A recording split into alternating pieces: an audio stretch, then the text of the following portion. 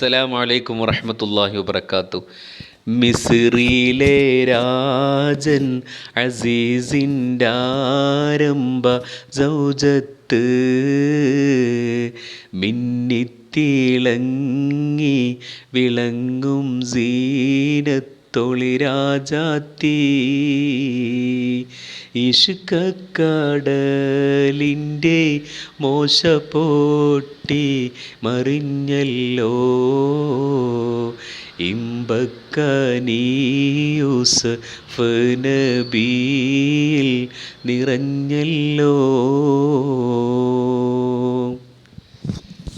യൂസുഫ് നബിയുടെ ചരിത്രം പരിശുദ്ധ ഖുർആനിലെ സൂറത്ത് യൂസുഫാണ് നാം പരിശോധിക്കുന്നത്. അതിൽ നമുക്ക് ലഭിക്കാനുള്ള പാഠം എന്ത് എന്ന്. യൂസുഫ് നബിയുടെ ചരിത്രം നമുക്കൊക്കെ അറിയാം, പക്ഷെ അത് നമുക്ക് ലഭിക്കാവുന്ന പാഠം അതിലെന്താ, അത് പരിശോധിച്ചു കൊണ്ടിരിക്കുകയാണ് വളരെ ചുരുങ്ങിയ രൂപത്തിൽ. യൂസുഫ് 10 വയസ്സിൻ്റെ ചോടയുള്ള ആ കുട്ടി ഉപ്പയോട് വന്ന് പറയാണ്, ഉപ്പ, സൂര്യനും ചന്ദ്രനും 11 നക്ഷത്രങ്ങളും എനിക്ക് സുജൂദ് ചെയ്യുന്നതായിട്ട് ഞാൻ സ്വപ്നം കണ്ടു.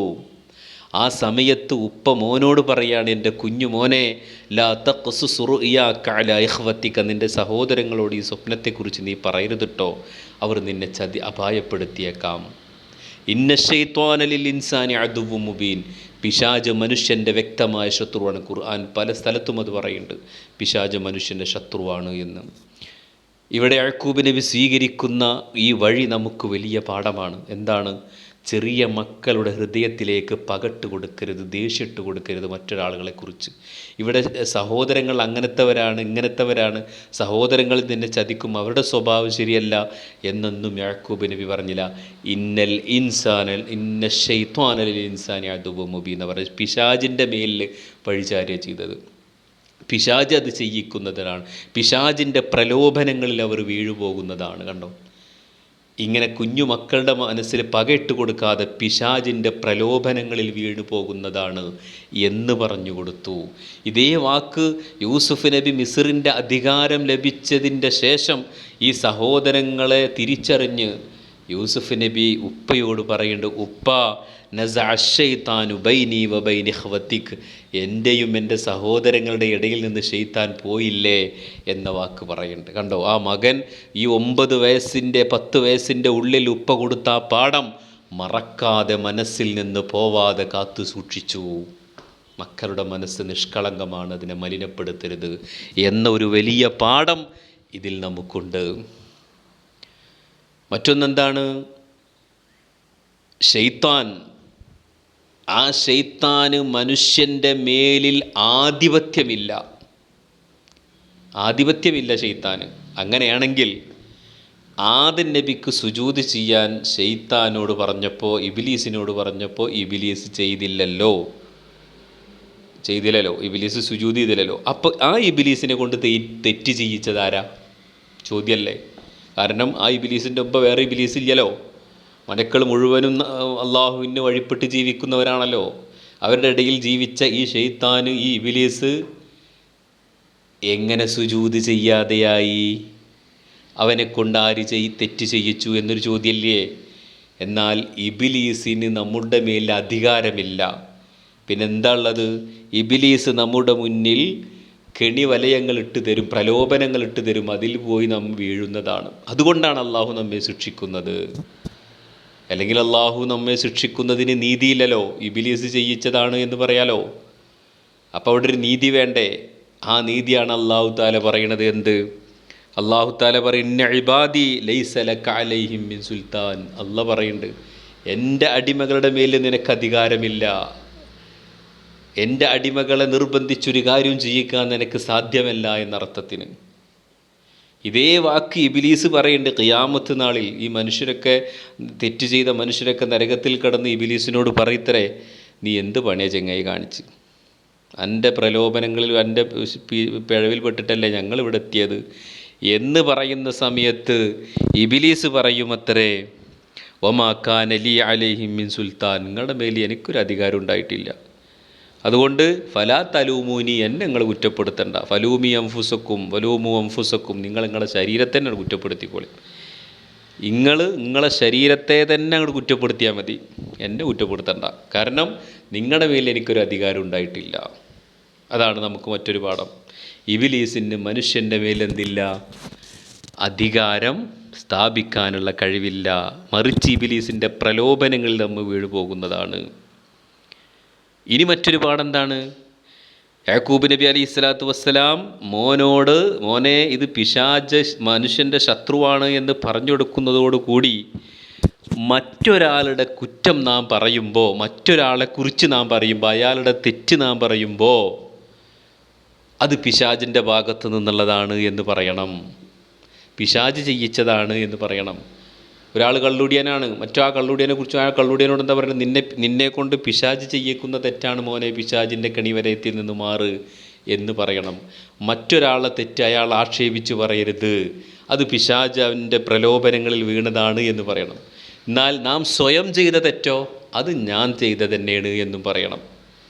ഈ യൂസുഫിനെ ഇവിടെ കഥ കുറച്ചുകൊണ്ട് പോകുമ്പോൾ തന്നെ ഉണ്ട്, സുലേഖ അത് ഏറ്റു പറയുന്നുണ്ട്, എനിക്ക് സംഭവിച്ച തെറ്റ് എന്ന് പറയുന്നുണ്ട്. യൂസുഫിനെ ഇവിടെ സഹോദരങ്ങൾ പറയുന്നുണ്ട്, ഞങ്ങൾക്ക് സംഭവിച്ച തെറ്റ് എന്ന് പറയുന്നുണ്ട്. അപ്പോൾ സ്വയം തെറ്റ് പറയുമ്പോൾ ഞങ്ങൾക്ക് സംഭവിച്ച തെറ്റ് എന്ന് പറയണം. പക്ഷേ മറ്റൊരുത്തൻ്റെ തെറ്റ് പറയുമ്പോൾ അത് പിശാചിൻ്റെ കെണിവലയത്തിൽ വീണ് പോയി എന്ന് പറയണം. ആ ഒരു പാടും നമുക്കിതിലുണ്ട്. മറ്റൊരു പാടെന്താ? യൂസുഫ് നബി അലൈഹി സ്വലാത്തു വസ്സലാമിനോട് യാക്കൂബ് നബി പറയുന്നുണ്ട്, മോനെ ഈ സ്വപ്നം കണ്ടത് നീ സഹോദരങ്ങളോട് പറയരുത് എന്നല്ല പറയണത്. കാരണം എന്താ? അവർ നിന്നെ അപായപ്പെടുത്തിയേക്കാം. അത് യാക്കൂബ് നബി പേടിച്ചു. എന്നിട്ടും യൂസുഫ് നബി അപായത്തിൽപ്പെട്ടു. നമ്മുടെ ജീവിതത്തിൽ ഉൾക്കൊള്ളേണ്ട വലിയ പാഠങ്ങളെക്കുറിച്ചാണ് ഈ പറയണത്. എന്നിട്ടും യൂസുഫ് നബി അപായത്തിൽപ്പെട്ടില്ലേ? കിണറ്റിലിട്ടില്ലേ? 40ഓളം വർഷം യാക്കൂബ് നബിക്ക് യൂസുഫ് നബിയെ കാണാതായില്ലേ? ഇരിക്കേണ്ടി വന്നില്ലേ? ഈ അപകടത്തെക്കുറിച്ച് അറിഞ്ഞതുകൊണ്ടാണ് നീ സഹോദരങ്ങളോട് പറയരുതിട്ടോ എന്ന് യാക്കൂബ് നബി യൂസുഫിനോട് പറഞ്ഞത്. പക്ഷേ എന്നിട്ടും ആ അപകടത്തിൽപ്പെട്ടു. അതിൽ നിന്ന് നമുക്ക് മനസ്സിലാക്കേണ്ടത് എന്താ? നാം സൂക്ഷിക്കേണ്ടത് സൂക്ഷിച്ച് തവക്കുലാക്കുക അള്ളാഹുവിൽ. ഒട്ടകത്തെ നിങ്ങൾ കെട്ടിയിട്ട് അള്ളാഹുവിൽ പരമേൽപ്പിക്കുക എന്നാണ് പറഞ്ഞത്. അല്ല ഒട്ടകത്തെ അയച്ചിട്ട് അള്ളാഹ് നോക്കിക്കോളും എന്ന് പറയല്ല വേണ്ട. ട്രെയിൻ പോകുന്ന റെയിലിൻ്റെ നടുവിൽ പോയി നിന്നിട്ട് അള്ളാഹ് ഉദ്ദേശിച്ചാലേ മരിക്കുള്ളൂ പറഞ്ഞിട്ട് റെയിലിൻ്റെ നടുവിൽ പോയിക്കാൻ പറ്റുമോ? ഇല്ല. അത് സൂക്ഷിക്കേണ്ടത് നാം സൂക്ഷിക്കണം, എന്നിട്ട് അള്ളാഹുവിൽ പരമേൽപ്പിക്കണം എന്ന പാഠമാണ് നമുക്കിതിൽ നിന്ന് ലഭിക്കുന്നത്. വലിയ പാഠങ്ങളല്ലേ കിട്ടുന്നത്? വലിയ വലിയ പാഠങ്ങളാണ്. നബി സല്ലല്ലാഹു അലൈഹി വസല്ലം ഹിജ്റ പോകുന്ന സമയത്തും ഇതേപോലെ ഉണ്ടായില്ലോ.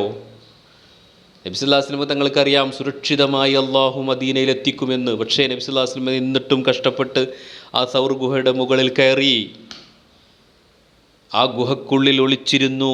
അവിടെ വരെ ശത്രുക്കളെത്തിയപ്പോൾ സിദ്ദീഖ് റളിയല്ലാഹു അൻഹു പറഞ്ഞില്ലേ, നാം പെട്ടുപോകുമോ നബിയെ എന്ന് ചോദിച്ച സമയത്ത് നബി സല്ലല്ലാഹു അലൈഹി വസല്ലം എന്താ പറഞ്ഞ്? ലാ തഹ്സൻ ഇന്നല്ലാഹ മഅനാ, വിഷമിക്കണ്ട അബൂബക്കറെ, അല്ലാഹ് നമ്മളോടൊപ്പമുണ്ട്. അപ്പോൾ സൂക്ഷിക്കേണ്ടതെല്ലാം നാം സൂക്ഷിച്ച് അള്ളാഹുവിൽ ഭരമേൽപ്പിക്കണം. പനി പിടിച്ചു, ശക്തമായ പനി, ഡോക്ടറെ അടുത്ത് പോകുന്നില്ല. പടച്ചോൻ തന്ന പനിയല്ലേ, പടച്ചോൻ തന്നെ മാറ്റട്ടെ എന്ന് വിചാരിച്ചിരിക്കാൻ പറ്റുമോ? ഇല്ല. അവിടെ നാം സൂക്ഷിക്കേണ്ടത് സൂക്ഷിച്ചില്ല. അപ്പോൾ സൂക്ഷിക്കേണ്ടത് നാം ഇവിടെ യാക്കൂബ് നബിക്ക് അറിയാം ഈ അപകടം സംഭവിക്കാൻ സാധ്യതയുണ്ട്. പക്ഷേ എങ്കിലും യാക്കൂബ് നബി യൂസുഫിനെ കൊടുത്ത ഉപദേശം അത് സൂക്ഷിക്കേണ്ടതിനെ സൂക്ഷിക്കണമെന്ന ആ ഒരു വലിയ പാഠം നമുക്ക് നൽകാനാണ്. അതാണ് നാം ഉൾക്കൊള്ളേണ്ട ഏറ്റവും വലിയ പാഠങ്ങൾ. യൂസുഫ് നബിയുടെ ഭാഗത്ത് ഓരോ ആയത്ത് നാം വായിക്കുമ്പോഴും നമുക്കതിൽ ഒരുപാട് പാഠങ്ങളുണ്ട്. അത് മനസ്സിലാക്കി തരാൻ വേണ്ടി മാത്രമാണ് യൂസുഫ് സൂറത്ത് നാം പരിശോധിക്കുന്നത്. മറ്റൊന്നെന്താണ്? യൂസുഫ് നബി അലൈഹി സ്വലാത്തു വസ്സലാമിനോട് യാക്കൂബ് നബിക്ക് ഇത്രയേറെ വാത്സല്യം ഉണ്ടാവാനുള്ള കാരണം എന്താണ്? മറ്റു മക്കളേക്കാൾ വാത്സല്യം ഉണ്ടായി എന്ന് മറ്റു മക്കൾക്ക് തോന്നിയാലോ? അതെന്താ കാരണം? യൂസുഫ് നബി അലൈഹി സ്വലാത്തു വസ്സലാമിനും അനിയൻ ബിന്യാമീൻ്റെയും ഉമ്മ ഒന്നാ. റാഹീൽ എന്ന് പറയുന്ന ഒരു സ്ത്രീയാണ് ഇവരുടെ ഉമ്മ. യൂസുഫിൻ്റെയും യൂസുഫിൻ്റെ അനിയൻ ബിന്യാമീൻ എന്ന് പറയുന്ന കുട്ടിയുടെയും. ഈ ബിന്യാമീൻ എന്ന കുട്ടിയെ പ്രസവിക്കലോടുകൂടി ആ സ്ത്രീ, ആ യൂസുഫ് നബിയുടെ ഉമ്മ മരണപ്പെട്ടു. അപ്പോൾ ഉമ്മ ഇല്ലാത്ത രണ്ട് മക്കളാണ് യൂസുഫും ബെന്യാമീനും.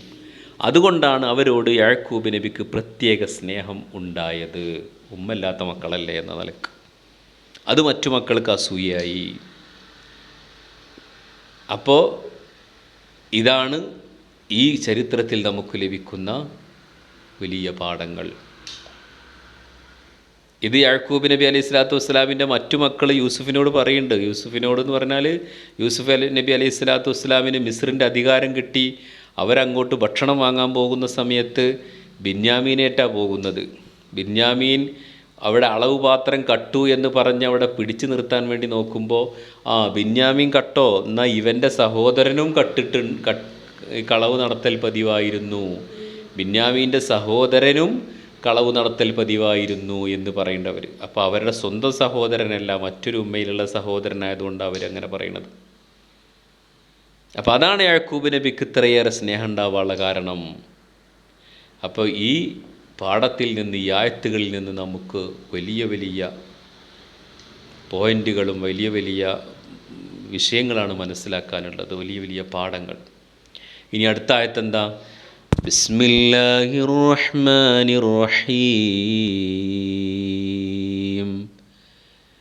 وكذلك يجتبيك ربك ويعلمك من تأويل الأحاديث ويتم نعمته عليك وعلى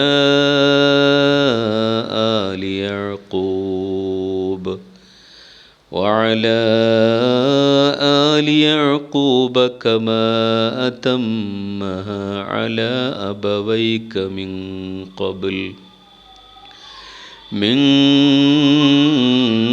قبل إبراهيم وإسحاق إن ربك عليم حكيم. لقد كان في يوسف وإخوته آيات للسائلين إذ قالوا ليوسف وأخوه أحب إلى أبينا